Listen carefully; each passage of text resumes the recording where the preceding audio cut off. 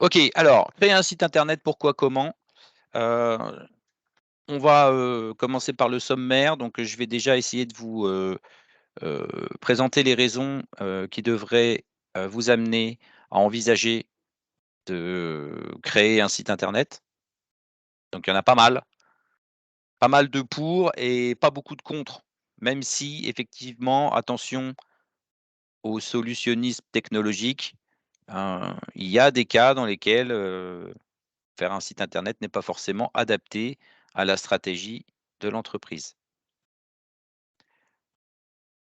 Ensuite, en partie 2, avant de se lancer, dans la création, d'un site internet en tant que tel, on va essayer de faire le point sur, les considérations, techniques et stratégiques que vous devez, considérer, que vous devez, sur lesquelles vous devez arbitrer, je dirais, avant de commencer, le travail.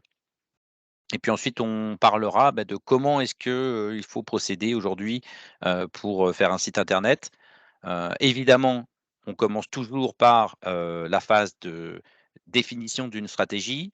Ensuite, on va essayer de concevoir un produit qui permet, de réaliser, ces objectifs, donc qui est conforme à la stratégie, qui a été définie.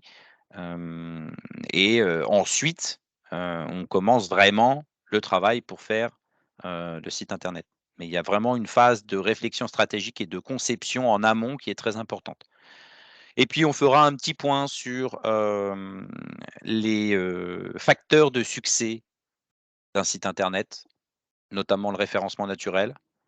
Donc, on a, nos amis, de chez Google qui ont, animé un atelier la semaine dernière et qui en animent un la semaine prochaine, sur le sujet. Donc si ça vous intéresse le référencement naturel, je vous invite à participer à ces ateliers. Aujourd'hui, j'aborderai ce sujet, de façon vraiment très rapide, mais, en essayant d'insister sur le fait que c'est un levier de succès, incontournable pour, votre site internet et pour votre entreprise, heu, de façon plus générale.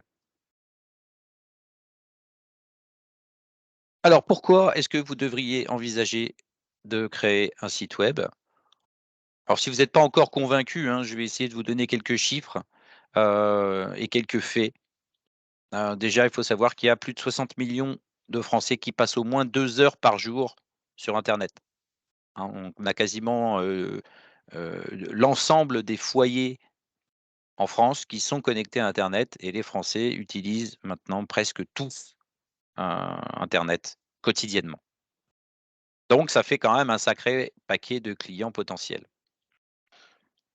Il faut savoir que 93 des expériences, en ligne, hein, que ce soit des expériences, commerce ou, des expériences ludiques ou tout ce que vous pouvez imaginer, commencent toujours par un moteur de recherche, d'accord? La première interaction, on cherche un service pour répondre à un besoin et généralement, bah, on va demander à un moteur de recherche.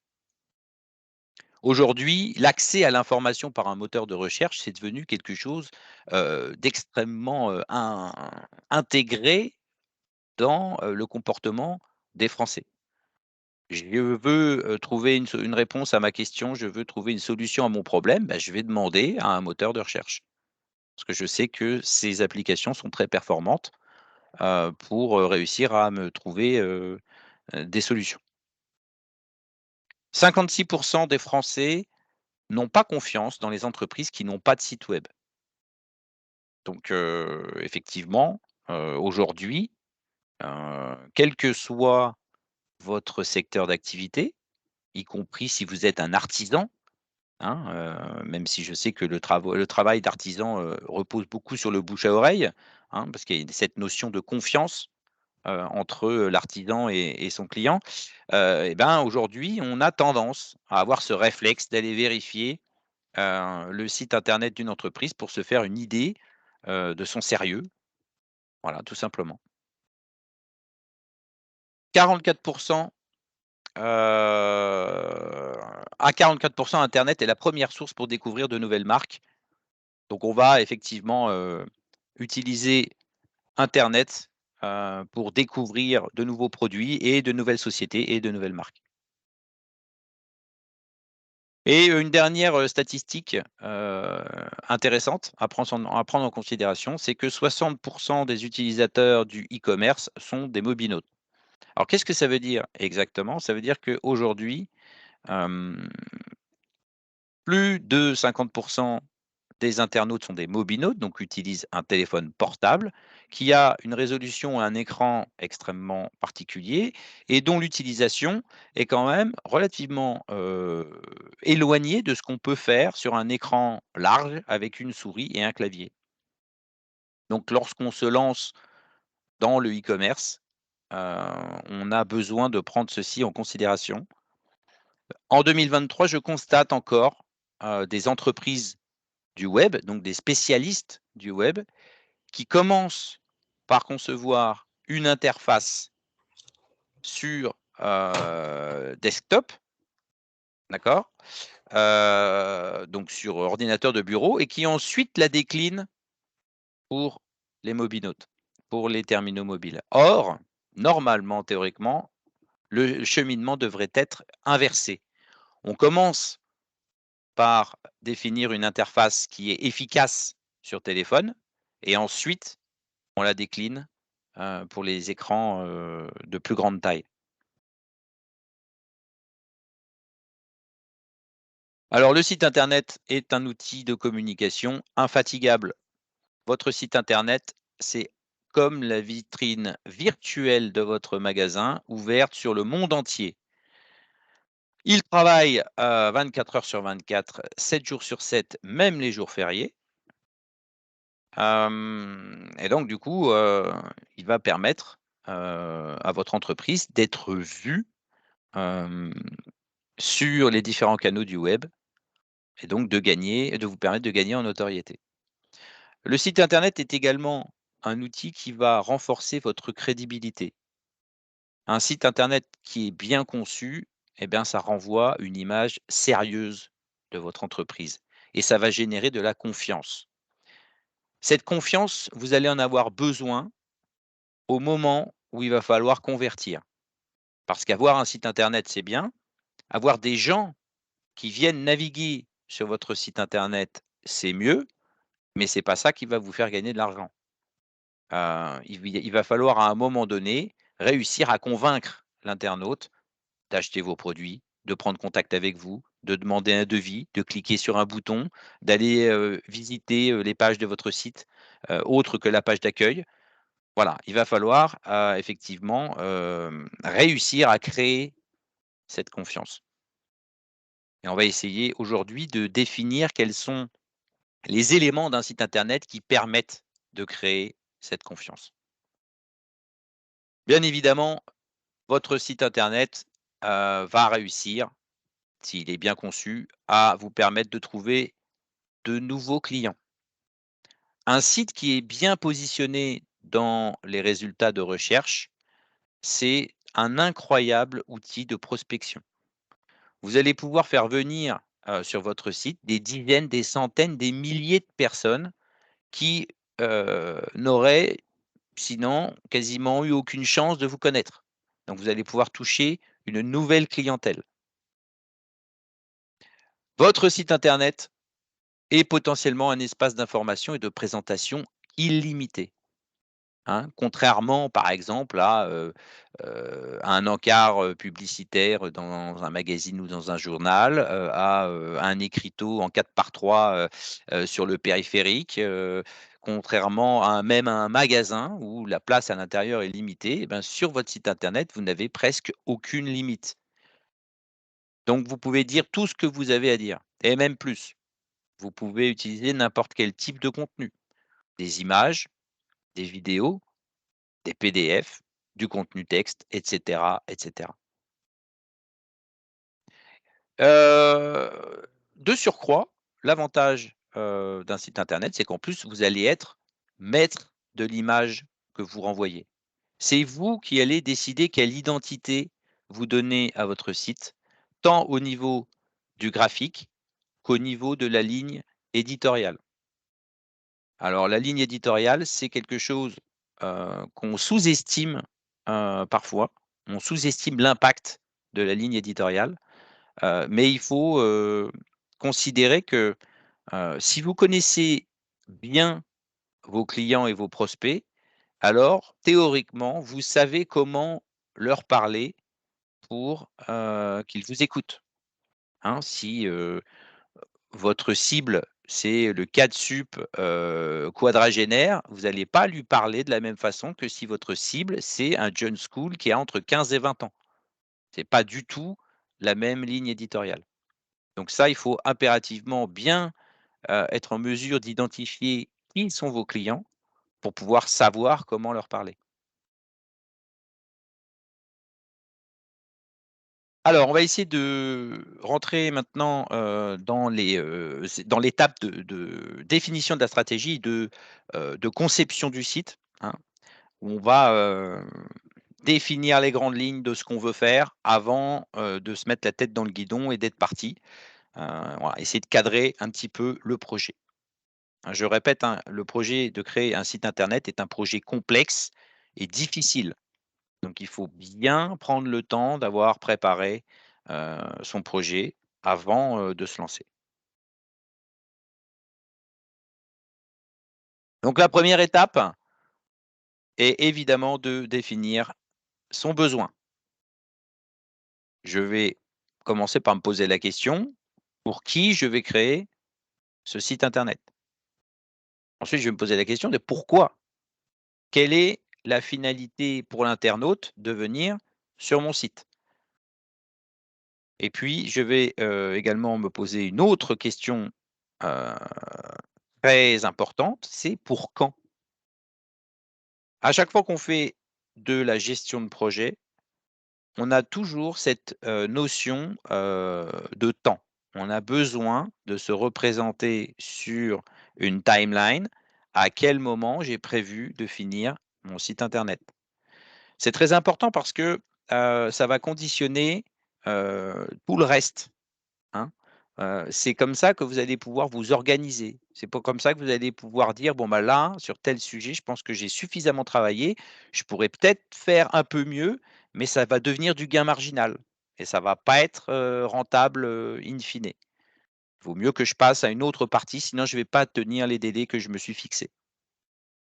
Hein, quand on travaille sur, les technologies du web, on a toujours moyen de faire mieux.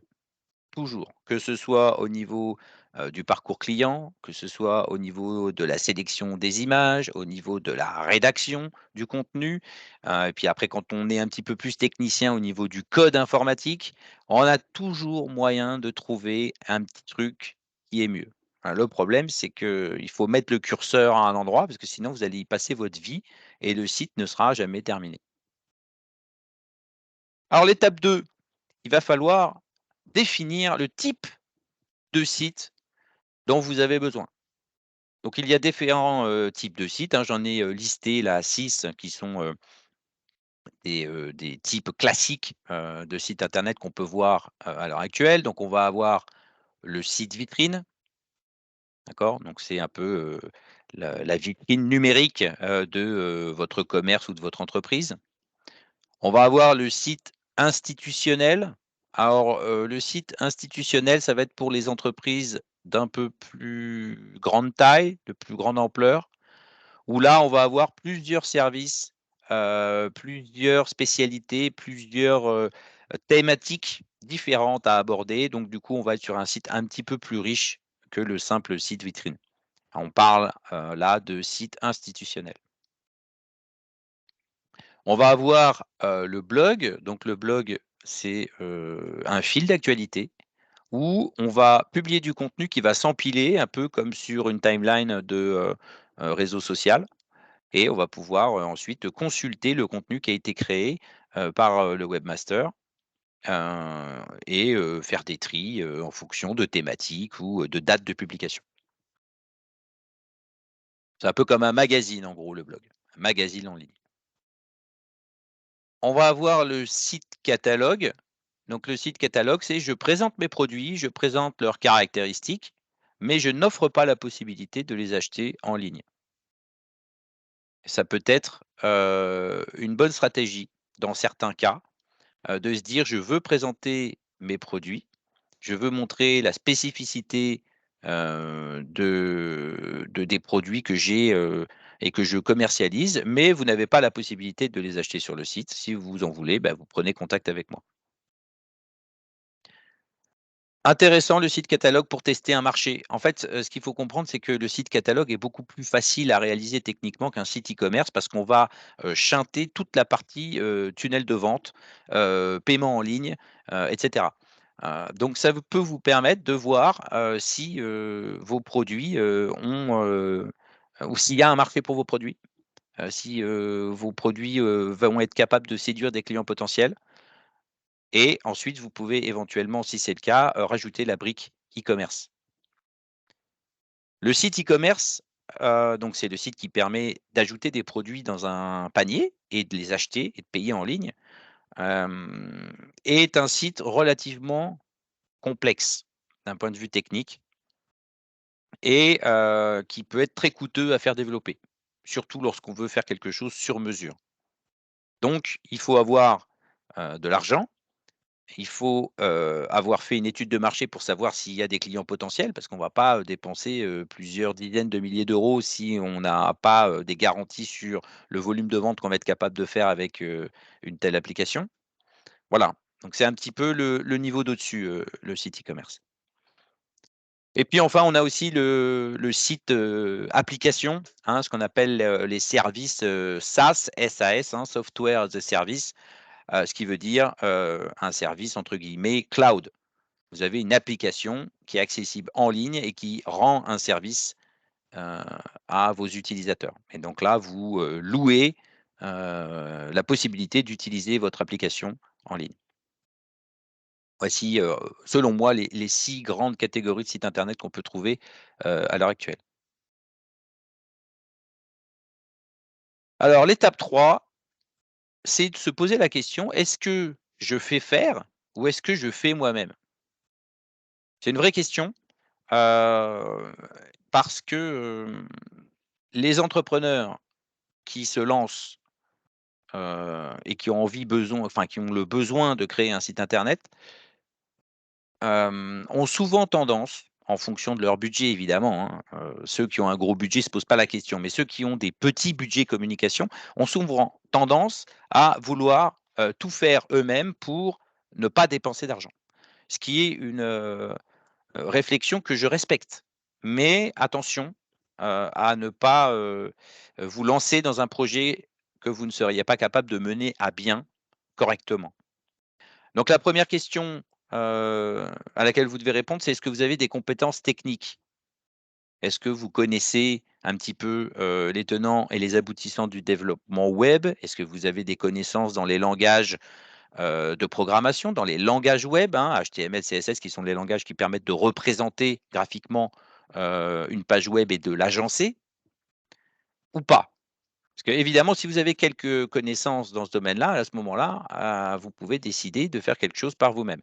Si vraiment vous n'avez aucune connaissance dans ce domaine-là, sachez qu'il existe des outils qui sont conçus pour les personnes comme vous et qui vous permettent, uniquement avec une interface graphique et à la souris, de créer, un site internet, de A à Z.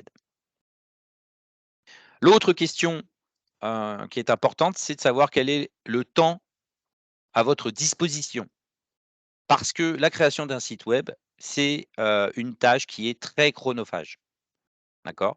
Surtout si vous devez partir de zéro et apprendre toutes les bases, hein. Si vous êtes, novice complet et que vous voulez faire un site par vous-même, il va falloir, un investissement personnel qui va aller au-delà des horaires de travail. Hein, il faut bien comprendre que si vous voulez monter en compétences, apprendre les bases, commencer à développer un site internet par vous-même, il faut que ce soit quasiment, une passion, quelque chose qui vous intéresse fortement. Parce que vous allez y passer des heures, des jours et pendant votre temps libre.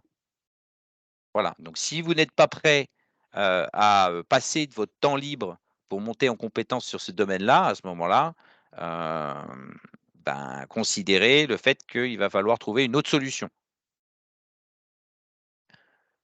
Le budget, Donc effectivement, créer un site soi-même, c'est moins coûteux, en termes pécuniers à court terme que de le faire par, un professionnel.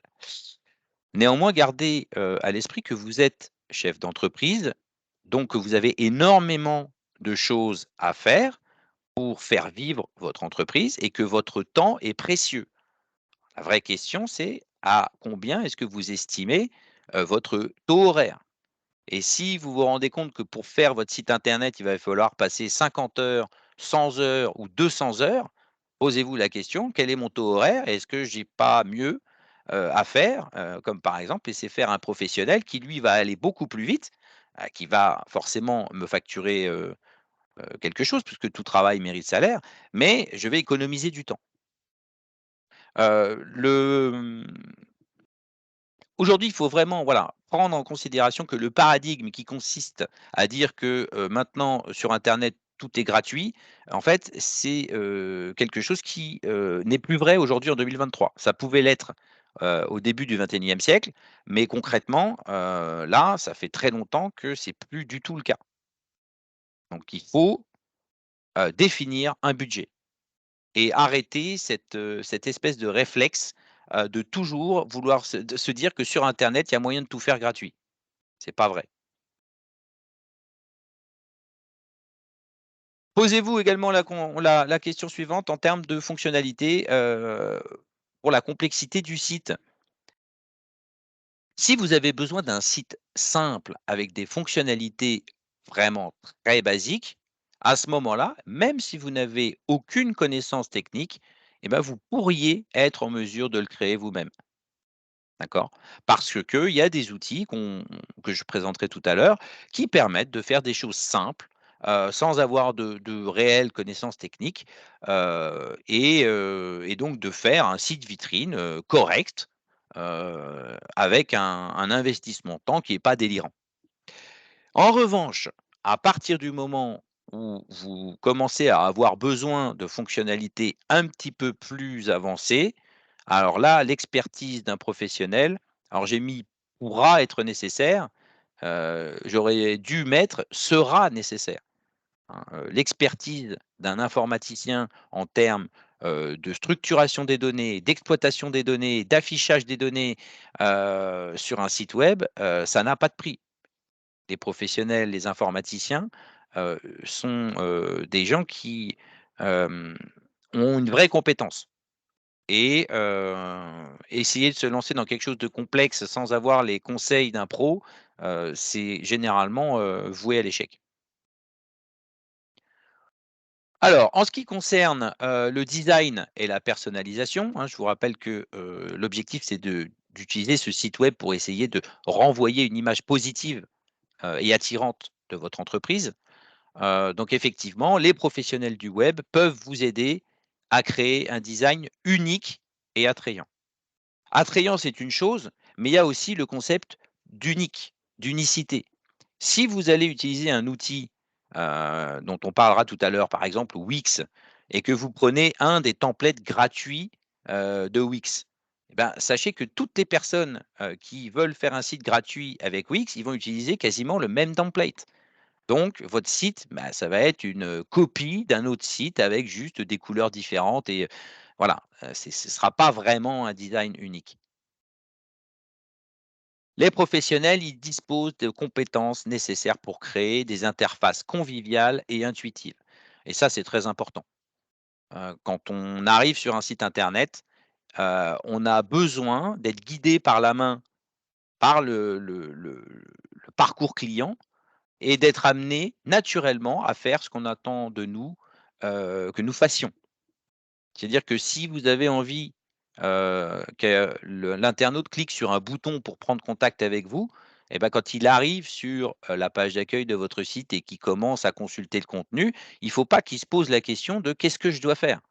Il faut que ce soit clair, limpide et en fait, la vérité, c'est que réussir à créer des interfaces, fluides et intuitives, et ben, en fait, c'est pareil, c'est un vrai métier. C'est pas si facile que ça. Maintenant, on va se poser la question, du support technique. Bah, oui, alors dans, le cas des systèmes de gestion de contenu, dont on parlera encore un peu tout à l'heure, dans la partie technique, heu, tels que WordPress dont vous avez probablement tous et toutes, déjà entendu parler, hem, et ben, il va falloir avoir un support technique. Parce que, bah, le site, il peut tomber en carafe, le site, il peut avoir un problème de mise à jour, le site, il peut avoir un problème de base de données et si vous n'avez pas les compétences techniques, pour pouvoir résoudre ces problèmes, bah, vous pouvez vous retrouver dans, la situation, bah, d'avoir, un site, qui est cassé, qui marche plus et vous savez pas comment le réparer. Et souvent quand vous allez voir un informaticien et que vous lui dites: «Est-ce que vous pouvez me réparer mon site internet?» si c'est pas lui qui l'a fait, et bah, vous avez intérêt à être très convaincant et à avoir un gros chéquier. Donc voilà, il vaut mieux, partir avec quelqu'un qui, dès le départ, est d'accord pour assurer le support technique, de votre site, si cela est nécessaire. Alors on va, parler maintenant de mise à jour et de cybersécurité. Donc, si on parle, hein, donc CMS, hein, ça veut dire Content Management System, donc c'est système de gestion de contenu en français, hein, c'est pareil. Donc si vous utilisez un CMS hébergé, au contraire d'un CMS géré, donc les CMS hébergés, c'est-à-dire que vous avez votre propre serveur web, et ben, il va falloir faire les mises à jour et les mises à jour, il va falloir les faire par vous-même. Et le problème, c'est que parfois, même si les ingénieurs qui font, du développement web, essayent au maximum de gérer les problèmes de rétrocompatibilité, de façon à ce qu'il y ait pas, de soucis, lorsqu'on met à jour, les extensions et le cœur, du CMS, et ben, inévitablement, une fois de temps en temps, il y a ce qu'on appelle des effets de bord. Un effet de bord, c'est quelque chose qui est pas prévu, c'est une interaction entre, 2 fonctionnalités d'un site qui, vont créer un problème. Ben, les effets de bord, c'est pareil. Si vous avez, pas, de professionnels pour vous aider à gérer ça, vous pouvez vous retrouver dans des, situations très compliquées. Et je rappelle que les mises à jour, c'est pas, superfétatoire, c'est obligatoire.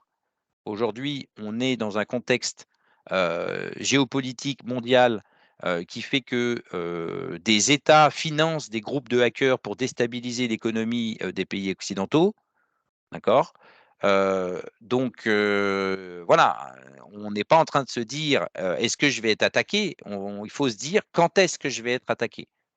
Donc il faut, prendre en considération le fait que les mises à jour, il faut les faire le plus vite possible et ne surtout pas rester avec, d'une couche logicielle qui a, des failles, de sécurité. Sinon, ben, ça peut être très grave.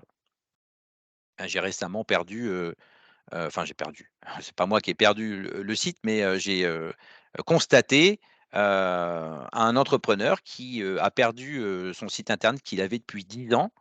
Bah, parce qu'il avait justement personne pour faire le support technique et personne pour faire les mises à jour, et il se trouve qu'il y a des extensions qu'il utilisait qui étaient, enfin qui avaient des failles de sécurité, et son site a été, hacké, le problème c'est que, souvent, les pirates informatiques, bah, c'est des informaticiens qui ont de l'expérience et qui s'y connaissent bien, et le jour où vous vous rendez compte que votre site, est hacké, en fait, ça fait souvent, en moyenne, hein, 6 mois que le pirate informatique a le contrôle sur le système. Donc c'est-à-dire que pour revenir en arrière, c'est impossible. Donc on voilà, c'est triste à dire, mais il y a des fois, il y a des entrepreneurs, bah, ils perdent définitivement, leur site internet, et dans certains cas, ça peut même amener l'entreprise à mettre la clé sous la porte. Donc il faut être, aujourd'hui en 2023 très, prudent, à ce niveau-là. Alors, le graphique de l'évolution de votre implication lors, d'un projet web réalisé par un prestataire. Et ben oui, parce que même si vous payez un professionnel, pour, créer votre site internet, ben, en fait, le professionnel, il va le créer avec vous, le site internet, hein. Il va pas faire, le travail tout seul dans son coin. Il faut bien comprendre que c'est pas parce que vous payez que vous n'avez rien à faire. Sinon, le projet sera un échec. Ça, faut en être bien conscient. Voilà. Le professionnel, il a besoin de votre implication, et j'ai mis un petit graphique, pour essayer de représenter ça. Il va avoir besoin d'une implication très forte pour la définition du besoin. Ensuite, il va vous faire, valider le contenu, et l'arborescence, du site qui aurait été créé et ensuite il aura besoin de vous pour le tester, d'accord? Donc souvent, les développeurs qui font bien leur travail, fournissent ce qu'on appelle un jeu de test. Donc ça veut dire que le site en pré-production a déjà du contenu, factice, qui est intégré pour que vous puissiez, tester le site. Donc quand on dit tester, c'est vraiment tester à fond. Avec votre œil, de non-informaticien, d'utilisateur, vous allez sûrement réussir à trouver, des bugs ou des choses qui ne fonctionnent pas telles que c'était censé fonctionner dans la définition du besoin, hein. On peut même dire à 100 qu'il n'y a jamais, de produit qui sort sans bug ou sans problème. Il y en a toujours, donc il faut les trouver et ça demande, de tester, donc un investissement temps non négligeable.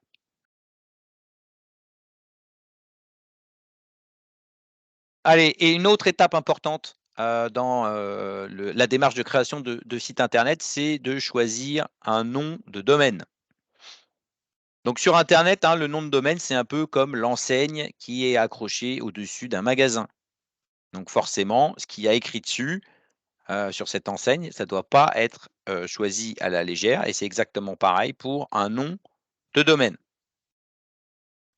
Alors, j'ai dit réunissez votre équipe, hein, donc si vous n'avez pas d'équipe et si vous êtes, travailleur indépendant, réunissez, des gens, qui sont d'accord pour vous aider, et essayez, de faire un brainstorming et de répondre aux 6 questions suivantes.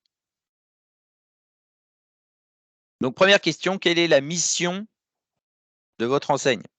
Quelle est la mission de votre entreprise? Quelle est sa raison d'être? Il faut être capable de répondre, à cette question. Ensuite, qui sont les clients que vous souhaitez convaincre? Encore une fois, on repasse dans, une démarche cliento-centrée. On arrête de croire que le monde tourne autour de soi et de sa petite entreprise, mais on essaye plutôt de regarder les clients. Parce que c'est eux que vous devez convaincre et c'est eux qui feront le succès, ou non de votre entreprise. Troisième question, il faut se poser la question, dans quel pays comptez-vous opérer? Est-ce que vous allez rester, en France? Est-ce que vous avez, l'ambition, je ne sais pas, de, travailler avec d'autres pays, francophones, je ne sais pas, les Belges, les Luxembourgeois, les Suisses ou autres? Voilà. Dans quel pays comptez-vous opérer? Question numéro 4, qui sont vos concurrents? Allez voir ce que font vos concurrents. La veille concurrentielle, c'est, une pratique, presque indispensable, je pense, pour réussir, quel que soit le domaine, de votre entreprise. Allez voir ce que font les autres, ils ont sûrement eu des bonnes idées avant vous. Donc l'objectif, c'est pas de tout copier, d'accord? Mais c'est de vous inspirer des bonnes pratiques pour les, intégrer dans, votre process de travail, dans votre stratégie. Ensuite, question numéro 5. Quels sont les 5-10 adjectifs qui caractérisent le mieux votre marque? Voilà, important, hein. Alors, vous n'êtes pas obligé d'aller jusqu'à 10, mais essayez de trouver des adjectifs qui, caractérisent votre marque et qui, permettent de matérialiser la question numéro 1, la mission, la raison d'être de votre entreprise. Et 6, est-ce qu'il y a des mots particuliers que vous aimeriez voir dans votre nom de domaine? Notamment, si vous êtes une entreprise familiale qui existe depuis des années et que vous avez un nom d'entreprise qui parle à vos clients, bah, clairement, vous avez envie de voir ce nom dans votre nom de domaine. Voilà. Donc, vous essayez de faire un brainstorming et de répondre à ces 6 questions. Et une fois que vous avez la réponse à ces 6 questions, vous allez pouvoir travailler sur l'élaboration du nom de domaine en tant que tel, où voici quelques tips, quelques conseils pour bien choisir. Déjà, la première chose, c'est qu'un nom de domaine, ça doit être explicite, ça doit être court pour que ce soit facile à mémoriser et facile à prononcer. Ensuite, évidemment, on va, vérifier la disponibilité du nom de domaine en amont, c'est-à-dire que c'est pas la peine de se faire des plans sur la comète si le nom de domaine que vous visez n'est pas disponible, hein. Je vous rappelle que vous avez sur internet, des entreprises, généralement, elles font également de l'hébergement web, hein. On peut citer, OVH, on vous héberge. entreprise française, il y a Gandhi, il y a One and One Yonos, il y en a plein, d'entreprises qui vous proposent des hébergements et qui font aussi le job de registrar. C'est-à-dire qu'ils ont la possibilité de, réserver pour vous des noms de domaine et donc du coup, il faut aller vérifier si les noms de domaine, que vous ciblez sont disponibles. Sachez également que les mots-clés ne sont pas nécessaires dans le nom de domaine. Alors j'ai mis «plus» entre parenthèses parce que, peut-être qu'à un certain moment, il y a, plusieurs, années, je dirais plus de 10 ans, ça pouvait être relativement encore vrai. Aujourd'hui, c'est plus du tout le cas. Ce qu'on appelle l'exact match domaine n'a plus aucune incidence sur le référencement naturel. Les algorithmes utilisés par les moteurs de recherche tels que Google sont suffisamment bons et suffisamment bien, conçus pour ne pas avoir besoin d'analyser ce qu'il y a dans le nom de domaine pour savoir si le site est un site qualitatif et pertinent ou pas. Donc, faut arrêter les mots-clés dans les noms de domaine, ça n'a aucun intérêt. Éviter les tirets multiples. Voilà, il faut éviter de mettre des tirets dans les noms de domaine. Alors vous pourrez en mettre un, voilà, si jamais le nom de domaine, sans le tiret, bah, il est déjà pris, vous pouvez dire: «Allez, je rajoute un tiret puis, j'utilise ce nom de domaine-là parce qu'il est vraiment parfait pour ce que je veux faire». OK, mais évitez les tirets multiples. Donc un, ça va, plus, ça va pas et également, quand vous choisissez un nom de domaine, essayez de ne pas brider votre projet sur le long terme. Hein, par exemple, imaginons que, vous avez, l'intention de vendre des poussettes, bah, n'appelez pas votre site, bbpoussette.com parce que, si jamais un jour, bah, vous voulez vendre autre chose que des poussettes, bah, ouais, mais du coup, le nom de domaine, il va vous limiter. Alors, on va faire un zoom maintenant sur, le choix du top level domaine. Alors, qu'est-ce que c'est que ça le TLD, le top level domaine? Eh ben, c'est la partie qui se trouve à droite du nom de domaine et il en existe 2 grandes catégories distinctes. Vous avez le country code top level domain, hein, le CCTLD, qui sont en fait les extensions de pays. Donc, par exemple, pour la France, ça va être .fr, pour l'Allemagne, ça va être .de et vous avez les extensions génériques, hein, les génériques top level domain, exemple le .com, le .net, le .org. Dans la mesure du possible, je vous recommande d'éviter les extensions génériques restreintes, hein, type .biz, .pro, .shop, ce genre de choses. Restez sur du classique, hein, générique top level domain ou country code top level domain.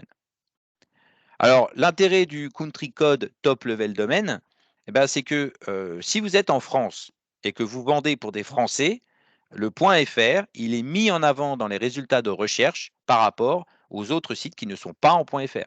Parce que les moteurs de recherche considèrent que si un site utilise un country code top level domain, ça veut dire que c'est un site qui est fait pour les Français. Donc vous avez un petit avantage. D'accord.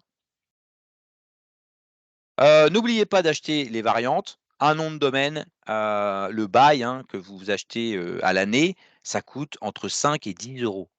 Donc sincèrement, vous auriez tort de faire des économies de bout de chandelle et de ne pas prendre, les variantes parce que je vous garantis qu'il y a un business autour de ça et que, si vous prenez, votre site, en .fr, que vous prenez pas le .com et que pour une raison X ou Y, à un moment donné, vous avez besoin du .com parce que vous êtes en train de vous développer et que vous voulez avoir une visibilité, au niveau européen, au niveau, international, et ben, vous allez voir qu'il y a ce qu'on appelle des brokers de nom de domaine qui l'auront déjà acheté le .com et puis ils vont pas vous le faire à 10 euros. Ça va être beaucoup plus cher. Donc ça coûte rien, vous prenez le .fr, vous prenez, je sais pas moi, le .eu et le .com, vous faites un package de 3 noms de domaine différents, enfin de 3 extensions différentes parce que le nom de domaine reste le même, et après vous êtes tranquille. Allez, on va parler un peu de techno, les technologies qui sont, disponibles aujourd'hui. Donc aujourd'hui, hein, en 2023, il n'est pas concevable de faire un site internet sans utiliser de CMS ou de système de gestion de contenu.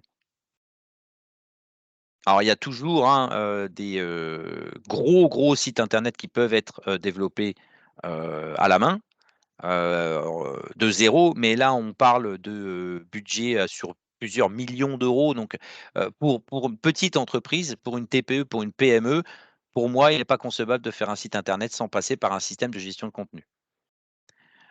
Donc, un système de gestion de contenu, qu'est-ce que c'est? Beh, c'est à la fois ce qu'on appelle un cadre fonctionnel, hein, donc un framework en anglais, stable et robuste. Et c'est également la promesse de pouvoir administrer son site sans avoir de connaissances dans les langages du web. Donc, vous n'avez plus besoin de mettre les mains dans le code informatique. Les CMS, sont, pour la plupart, soit des CMS gérés, donc du coup, c'est le fournisseur de la solution qui s'occupe de faire les mises à jour, soit ce sont des CMS open source et donc il y a toute une communauté qui, suit les évolutions technologiques et qui corrige les failles de sécurité pour lutter contre la cybermalveillance. Alors je vous ai mis un tableau, des, CMS les plus utilisés du marché. D'accord. Alors il y a d'autres solutions, hein. Aujourd'hui, on va aussi, parler, de solutions, heu, on appelle ça du Jamstack, d'accord? Ça veut dire qu'on va, prendre différentes technologies, pour les mettre ensemble et pour faire, du site internet, heu, très performant en termes de, vitesse de chargement des pages. Mais ça reste, je pense, un petit peu compliqué si vous n'avez pas de connaissances dans le développement informatique. Donc moi, je vous recommande plutôt, ces outils, hein, qui sont affichés dans ce tableau et notamment, le plus connu et le plus utilisé au monde, WordPress.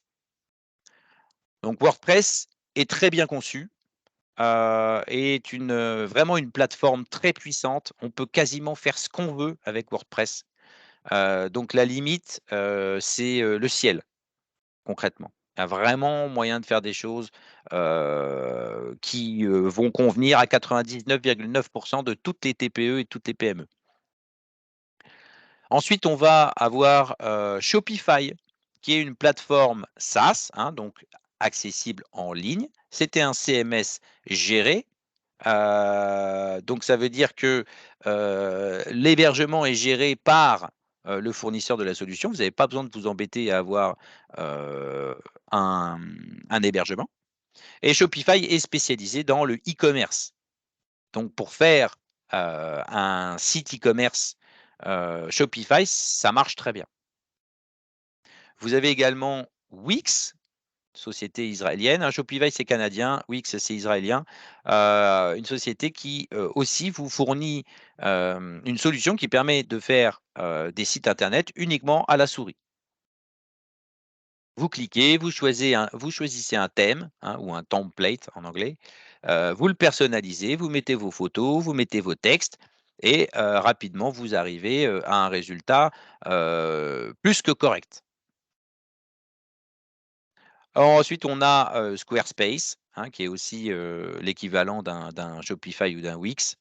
Heu, vous avez, d'autres, CMS, hébergés qui sont, comme Joomla et Drupal, hein, des CMS open source qui sont quand même un petit peu plus anecdotiques en termes de part d'usage. Ça ne veut pas dire que vous ne devez pas les utiliser, donc vous pouvez aller regarder si vous êtes curieux, mais concrètement, soit vous allez choisir un CMS hébergé, type Shopify ou Wix, soit vous allez, choisir un CMS, géré, type, WordPress, voilà. Bon, il y en a d'autres, hein, évidemment, hein, je j'ai pas mis, tout ce qui existe sur le marché, il y en a beaucoup, beaucoup, mais ceci, ça vous donne déjà une petite ordre d'idée. Alors maintenant, comment est-ce qu'on, procède, pour créer son site internet? Eh ben, il y a un préalable, indispensable, c'est, de commencer par créer son identité graphique. Hein, l'identité graphique d'une entreprise, c'est le socle de sa stratégie de communication et votre site internet, en fait, ce n'est, qu'une partie, qu'un bloc de votre stratégie de communication globale. Donc cette charte, elle doit être cohérente, quel que soit le support que vous allez utiliser pour communiquer, hein, que ce soit une carte de visite, un flyer, une signature d'email, une brochure, et cetera. On doit se retrouver dans le même environnement graphique pour ne pas créer la confusion dans l'esprit de votre prospect ou de votre client. Et rappelez-vous que l'identité, graphique, ça conditionne l'image que votre entreprise va véhiculer dans l'inconscient, de vos clients. Donc généralement, une identité graphique est composée, d'1 ou 2 polices d'écriture au maximum, 2 4 couleurs, donc 2 chaudes et 2 froides, hein. Les chaudes, c'est pour mettre en avant, les éléments, les froides, c'est plutôt pour, les éléments d'interface, et l'écriture et un logotype, donc le logo, de votre entreprise. Et dans ce domaine, simplicité est souvent égale à efficacité, hein. On essaye d'éviter la surcharge graphique. Dans les écoles de design, on aime bien, se dire la phrase suivante, «Less is more, simple is beautiful». Donc ça veut dire que moins, c'est mieux et simple, c'est beau, dans la traduction. Donc souvent, on va faire des interfaces épurées où on va, éviter, de surcharger, de couleurs vives ou ce genre de choses. Donc, ma recommandation, c'est concrètement, hein, la charte graphique, il est très peu probable que vous ayez les compétences pour la faire vous-même et il vaut mieux faire appel à un pro du design, quitte à investir. Alors un pro du design, ça peut être un pro, ça peut être une entreprise française. Sachez que vous avez des pros du design aussi à l'étranger, donc rien ne vous empêche d'aller, faire appel à un designer, en Inde qui va vous prendre, 5 fois moins cher que ce que vous prendrez un designer français. Donc voilà, après chacun voit midi à sa porte. C'est pas forcément ce que je recommande d'outsource, à l'étranger, mais vous faites comme vous voulez. Par contre, l'erreur, ce serait de laisser faire le petit cousin qui bidouille sur Photoshop. Alors pourquoi je vous dis ça? Parce que je l'ai déjà vu, hein, une entreprise qui a fait faire un logo par quelqu'un qui a priori n'est pas, web designer, qui n'est pas graphiste et qui s'est, plombé, à dupliquer ce logo sur toute sa communication jusqu'à se rendre compte que ça allait pas, en fait. Et donc du coup, bah, oui, mais faire, imprimer, 2000, flyers, 1000 cartes de visite et puis, 500 brochures, ça coûte de l'argent. Après, vous pouvez mettre tout à la poubelle et recommencer. Donc il vaut mieux investir, quelques centaines d'euros pour avoir une vraie charte graphique solide, plutôt que de faire l'erreur de laisser faire quelqu'un qui n'est pas un professionnel. Alors ensuite, on va définir les fonctionnalités, dont on a besoin sur le site, hein. Donc un site web dynamique, ça permet de rendre de nombreux services à l'internaute, et on va devoir choisir, définir ce qu'on veut implémenter, pour vous aider à atteindre vos objectifs, hein. Si par exemple votre objectif de conversion, c'est qu'on prenne contact avec vous, bah, il va vous falloir un formulaire de contact. Heu, il va falloir probablement un diaporama pour montrer ce que vous êtes capable de faire, pour mettre en avant, certains de vos produits ou certaines de vos prestations. Vous allez peut-être avoir besoin, de preuves sociales. Donc dans ce cas-là, vous allez rajouter des témoignages clients pour rassurer l'internaute et créer de la confiance. Vous allez peut-être pouvoir, avoir l'opportunité, si vous, faites du marketing de contenu, bah, de faire de la remontée automatique de contenu, comme par exemple vos dernières publications, vos derniers produits, ce genre de choses, ou les derniers événements que vous avez organisés. Si vous faites du e-commerce, vous allez probablement être intéressé par ce qu'on appelle la sérendipité, hein, qui est le fait de faire découvrir par hasard quelque chose d'intéressant à l'internaute. En gros, vous êtes en train d'acheter, une lampe torche et je vous propose des piles. Voilà, les accessoires indispensables. Ou, les, clients qui ont acheté ce produit ont également acheté ces produits-là. Ah, on fait une suggestion qui peut potentiellement intéresser l'internaute.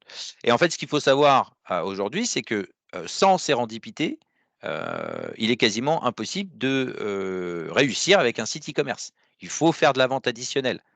Hein, vous avez vos produits sur lesquels, vos produits d'appel sur lesquels vous ne margez pas beaucoup. Donc il faut impérativement, derrière, proposer des produits sur lesquels vous faites de la marge. Sinon, vous pouvez pas gagner d'argent.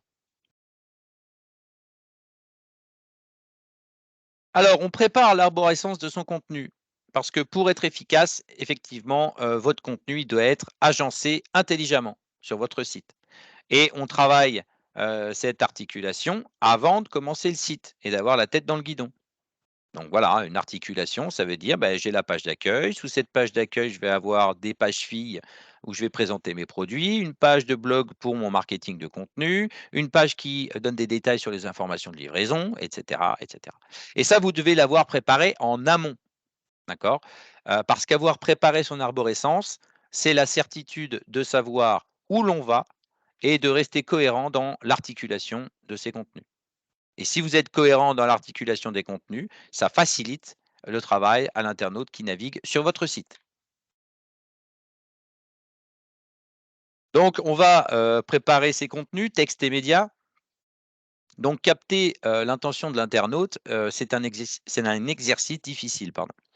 L'internaute est par définition, très volatile, très exigeant. Il veut avoir un maximum d'informations, mais il est feignant, il veut pas lire. Il lit en diagonale et il est inconsciemment attiré par le contenu graphique.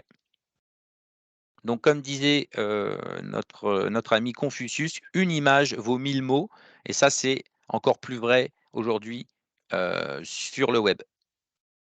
Les images et les vidéos ont un impact beaucoup plus important que le texte. Ça, il faut en être convaincu. Heu, donc il va falloir utiliser des médias de qualité pour capter et retenir l'attention de l'internaute, suffisamment pour qu'il ait ensuite envie de lire le texte et que vous puissiez faire passer votre message. Bon ensuite évidemment, vous le savez, pour le référencement naturel, le texte est indispensable. Pour présenter vos offres, il faut forcément à un moment donné écrire un peu, sur un site internet, et ça s'apprend. La rédaction sur le web, c'est une véritable compétence. Donc quand on est sur le web, évidemment, on ne fait pas de littérature. On ne fait pas, de rhétorique, de métaphore, de litote ou d'autres figures de style, hein. Bien rédigé pour le web, c'est proposer un contenu qui est clair, qui est lisible et qui est bien structuré. Donc, voyons comment on va procéder pour faire ça. Déjà, on structure le contenu. Un peu comme, on nous a appris, quand on était plus jeune au lycée à faire, des dissertations. On nous disait: «Faites un plan avant de commencer à rédiger, faites un plan». Et c'est exactement pareil sur un site web. On fait un plan et on choisit ses titres, ses sous-titres, de façon à, structurer le contenu et ça apportera un confort de lecture déterminant aux internautes. Ça va, renforcer, la fiabilité du contenu pour les moteurs de recherche qui indexent vos pages, donc vous faites pierre deux coups. Aérez au maximum votre texte, hein. Plus votre texte, est aéré, plus il est facile à lire. Il n'y a rien de pire qu'un gros pavé de texte écrit en tout petit pour démotiver un internaute. Déjà, il n'a pas envie de lire, alors si en plus vous mettez des gros pavés de texte, vous êtes sûr qu'il ne va pas lire. Donc on fait des paragraphes courts avec pas plus de 2 ou 3 idées par paragraphe. On met en avant les idées clés, d'accord? Donc on n'hésite pas à utiliser les techniques de mise en page, gras souligné, pour mettre en avant certains points particuliers. Ça améliorera l'efficacité de vos propos et rappelez-vous qu'il y a beaucoup d'internautes qui lisent le contenu en mode lecture rapide, donc si vous mettez en avant, les idées principales, ça leur facilite la tâche. On fait des phrases courtes, hein. Les phrases courtes, ça facilite la compréhension du contenu web. Votre contenu est alors plus facile à lire et à comprendre et c'est exactement l'objectif. On utilise les listes à puces, hein, c'est les éléments de mise en page qui permettent de structurer votre contenu. Ça permet de mettre en avant, des éléments, d'énumérer des éléments et ça arrive souvent quand on rédige, pour le web d'énumérer des éléments. Et puis, on peut également, hein, on en parlait tout à l'heure des sous-titres, hein, n'hésitez pas à mettre des sous-titres pour, permettre de parcourir rapidement le contenu, hein. Ça permet à l'internaute, de sélectionner la partie qui, l'intéresse et ça l'empêche, de se sentir perdu dans un contenu qui est, foisonnant. Bon, on, relit son travail, hein. Personne n'est capable de rédiger un texte parfait du premier coup, hein. J'ai encore vu là deux trois petites erreurs, d'ailleurs sur, mon support parce que comme c'est moi qui l'ai fait, et ben, j'ai la tête dans le guidon et il y a certaines choses que je vois pas. Donc voilà, n'hésitez pas à relire et à faire relire. Hein, c'est la partie 6. Faites participer d'autres personnes qui n'ont pas directement travaillé à l'élaboration du contenu. Ce regard neuf, ça vous permettra d'identifier des choses que vous avez lues 10 fois, mais sur lesquelles vous êtes passé parce que vous êtes, il y a un biais cognitif qui fait que vous évitez de voir les erreurs que vous avez faites parce que vous avez lu la phrase 10 fois. Donc en fait, vous ne la lisez pas réellement. Vous la survolez. Ne tombez pas dans l'écueil de rédiger à la dernière minute, hein. Laissez votre travail de côté et n'hésitez pas à le relire plusieurs heures ou plusieurs jours après. Allez, on attaque la dernière partie, et puis après je répondrai à vos questions. Donc pour aller plus loin, on va parler, évidemment de référencement naturel. Je vais passer rapidement là-dessus parce que, Google, anime 2 ateliers, j'en ai parlé tout à l'heure, la semaine dernière et puis, la semaine prochaine. Mais voilà, on se rappelle que 80 des internautes ne cliquent que sur les 3 premiers résultats, de la SERP, hein, des résultats de recherche. Donc être en page 2, c'est quasiment être invisible. Le, SEO ramène gratuitement plus de la moitié du trafic sur un site web, donc c'est un levier, d'optimisation qui est incontournable et en plus, ce trafic, c'est du trafic qualifié parce que c'est des gens qui ont cherché, des solutions à leurs problèmes donc a priori, ils sont intéressés par ce que vous proposez. Donc évidemment, le contenu texte, de votre site, c'est la pierre angulaire de votre stratégie de positionnement, hein. Chaque page de votre site, hein, vous devez les connaître ces pages puisque normalement vous avez travaillé sur l'arborescence avant de commencer à travailler sur le contenu. Heu, pour chaque page, vous allez devoir déterminer ce qu'on appelle la requête principale, c'est-à-dire l'expression clé sur laquelle vous souhaitez positionner votre page et les requêtes secondaires, qui sont des expressions clés proches de la requête principale, mais avec des mots différents. Donc j'ai essayé de matérialiser ce concept avec, ces 2 exemples, hein. En requête principale, j'ai, un site qui se positionne sur, reforestation Amazonie et un exemple de bonne requête secondaire, ça va être reboisement forêt tropicale. Voilà, il y a aucun mot en commun entre ces 2 expressions clés et pourtant elles veulent quasiment dire la même chose. Donc c'est ce à quoi vous devez tendre. Et puis évidemment, quand on veut piloter, une activité de façon éclairée, il faut mettre en place des outils d'analyse. Donc là, les outils d'analyse de trafic, vous en avez, plusieurs. Les 2 plus connus, c'est, Google Analytics et Matomo, mais vous en avez d'autres, hein, tels que OpenWeb Analytics.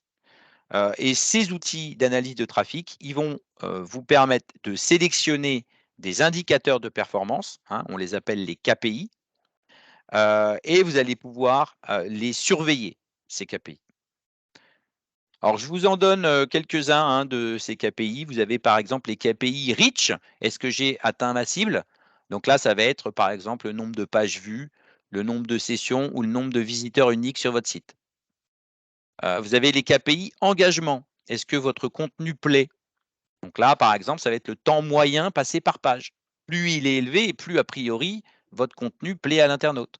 Ça va être le nombre de pages vues par visiteur. Si le visiteur il visite plusieurs pages de votre site, c'est probablement que votre site l'a intéressé. On a aussi le taux de rebond, hein. C'est quand les internautes arrivent sur votre site et repartent sans avoir interagi avec le site. On va avoir les KPI conversion. Donc là, est-ce que vos lecteurs, est-ce que les internautes qui consultent votre contenu deviennent des clients? Donc là, dans le cadre d'un site e-commerce, évidemment, on va parler d'achat en ligne, on va parler du panier moyen, on va parler, par exemple, pour un site web ou une application, de la création d'un compte utilisateur sur le site, de l'inscription à une newsletter, d'une demande de contact en ligne, d'une demande de devis, voilà, ce genre de choses.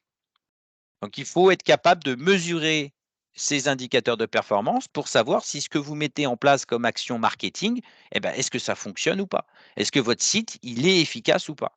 Si vous ne mesurez pas, vous avez aucun moyen de le savoir.